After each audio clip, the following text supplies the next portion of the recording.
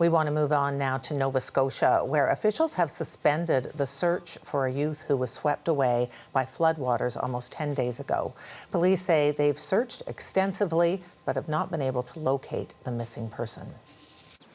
To date, and to give you some idea of the efforts that have been expended, searches have covered 495 acres of ground, 104 square kilometers of waterways and watershed areas, and 417 square kilometers of shoreline by air. A tremendous effort conducted safely through arduous extreme conditions of heat and humidity that followed the storm.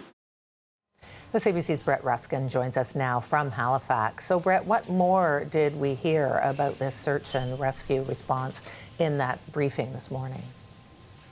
Well, Diane, we were all hopeful that there would be some kind of a positive outcome from this, some kind of a resolution, but the search has now been suspended until further notice. As you heard from the RCMP, they're talking about the extensiveness of this search, how they've been going at it with searchers on the ground, in the water, and in the air as well, combing through the primary search area first, followed by the secondary search area. And in that secondary search area, it is a mix of ground and ponds, pools of water, really, where searchers and the RCMP described it as 8 to 10 foot deep pond areas that is kind of murky and dark. They're not sure exactly how the bottom of those areas looks, so it is unsafe for searchers to go into those areas.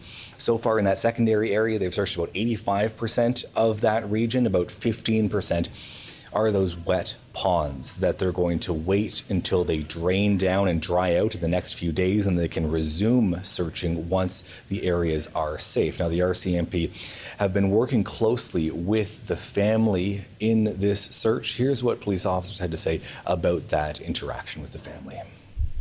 We've been in contact with the youth's family since day one, and the RCMP team was in touch with them yesterday.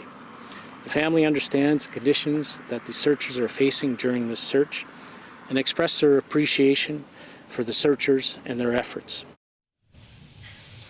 And so again, the RCMP, as well as all of this team of search and rescue volunteers, have been looking. They have, as we've heard in the last number of days that we've been covering it here, the 4 people who were reported missing. There was initially 1 vehicle swept off the road in that torrent of water.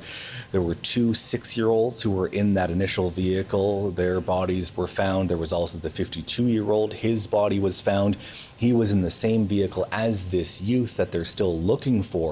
But really it is, just the latest example, the latest piece of information that we have from this flooding situation, where we've seen so much destruction, so much damage to infrastructure, to homes, to roadways, highways, and but as the Premier said, those things can be fixed. You can have fixes to bridges, fixes to roadways, but the human life, these people will not be able to come back to their families. So again, just the latest tragic update from the flooding situation here in Nova Scotia. Dan? All right. Thank you so much, Brett. That's the CBC's Brett Ruskin in Halifax.